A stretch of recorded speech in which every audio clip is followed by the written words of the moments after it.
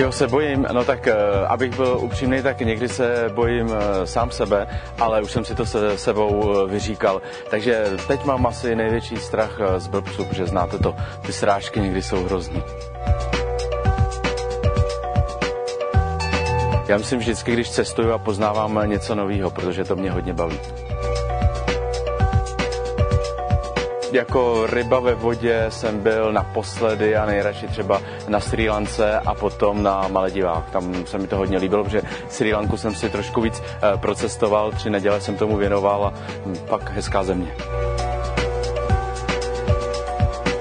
Úplně nejblíže, no tak nejblíže zase, abych začal od toho začátku, tak nejblíže by měl být člověk sám sobě, že jo.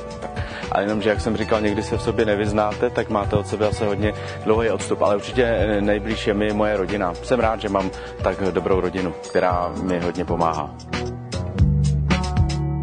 Myslíte takovou tu známost, popularita jako známost v tom našem česko-moravsko-slezském rybníčku, abych na někoho nezapomněl, tak je to všeobecná známost a nemám rád lidi, kteří říkají, že popularita obtěžuje. Já si myslím, že patří k té profesi naší. Teda já vám řeknu, to jsou otázky. Tak neobejdu se bez zdraví, bez štěstí, bez nějaké té lásky a samozřejmě bez práce, která mi dává peníze a ty peníze mi dávají tu svobodu, jak jednou říkal Miloš Forman.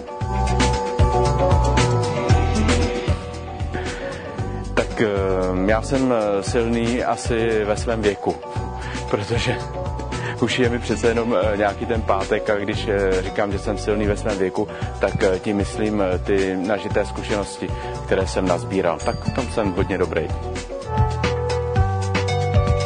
Všemu. Já jsem strašně chytlavej úplně na všechno a musím vám říct upřímně, že si někdy musím na sebe dávat hodně velký pozor. Já hodně a rád podlehám kvalitnímu, dobrému vínu. No a teď za poslední dobou jsem hodně podlehl Emirátům, protože tam jsem byl v krátké době 2krát za sebou a fascinuje mě to, co jde všechno vybudovat uprostřed pouště. No ale samozřejmě jsou na to potřeba ty peníze, jak jsme o nich mluvili. A fantazie, bez ní to nejde. Já se zase vracím k tématu, že člověk by měl poznat sám sebe a věřit sám sobě. No a já věřím ve vesmír. Myslím, že je to všechno přesně tak naplánované, jak to má být. A doufám, že mě ty vesmírné síly nesklamou. Co mě nakopne?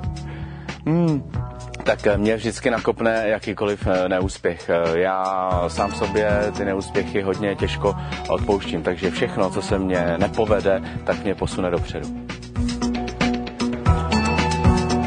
Ničeho nelituju. Všechno, co se stalo, tak se mělo stát, i to špatný a něco mi to dalo. Ty zkušenosti hlavně. Já jsem hodně rád sám. Možná právě, že moje práce s lidma uprostřed lidí, tak někdy tu samotu přímo vyhledávám a saju ji do sebe jako houba.